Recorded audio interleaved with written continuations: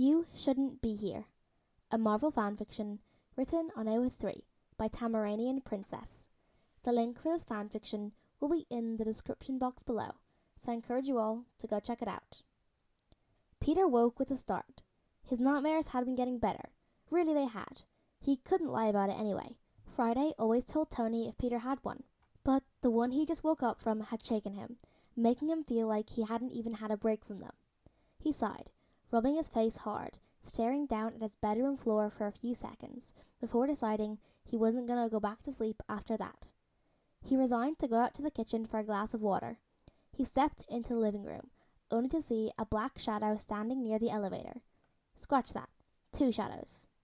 The hairs on Peter's back stood at attention, and Peter cursed himself for not having his web shooters. Then, once again, he was in the most secure building in the planet, in the middle of the night, getting water. Why would he have felt the need? One of the figures took a step forward. And no way. No fucking way. In the dim light from the overhead sink light, Peter made out the face of Captain fucking America. Friday? Lights, now. The lights immediately switched on, flooding the penthouse in light. It burned Peter's sensitive retinas, but he didn't dare close his eyes. Who are you? Steve asked, obviously confused as hell as to why there was a kid in the middle of Tony's penthouse. Peter responded with his own question in favor of answering. Why are you here?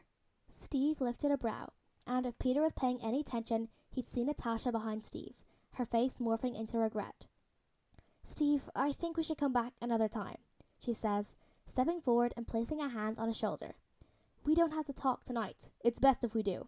Steve cut her off. It's best if you leave, Peter retorts. Son, I don't know. Peter takes a step forward, and somehow was across the room in that step. He places a finger on the captain's chest. Do not call me son, he all but growls. Steve, Natasha tries again. Let's go. I'm not leaving because of some kid who shouldn't even be here. You're treading some dangerous territory here, Captain. Peter spits, the last word with as much venom as he can muster. You're the one who shouldn't be here. Steve's face falls for a split second, then immediately returns to his Captain America face. No nonsense. Where is Tony? He asks, his fingers twitching for the shield that he no longer carries. That's none of your business anymore. Natasha sees where this is headed, and she doesn't really want to be a part of it. She tugs on Steve's shoulders once more. Okay, kid, we're leaving. Come on, Steve, she tries, but Steve foolishly stands his ground. What did you do with Tony? The man grounds out. And that's it. That's what breaks the little resolve Peter has. It all happened so quickly that Natasha finds herself dizzy from the whole exchange. Peter punches Steve hard, because he knows Steve can take it. Steve is so off-kilter from the fact that a literal child was able to punch him so hard he doesn't see Peter's next move, which was grabbing his shirt and tossing him to the ground.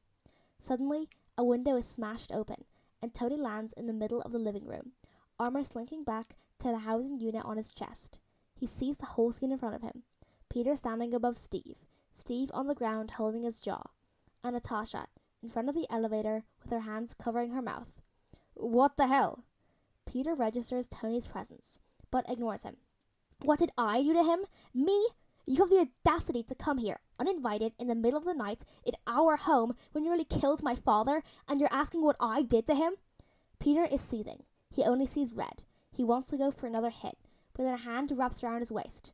Pete, but, come on, it's not worth it. After another scathing look at the man he threw to the ground, the fight immediately drains from the boy's veins, leaving him dizzy from the sudden loss of adrenaline. Good boy.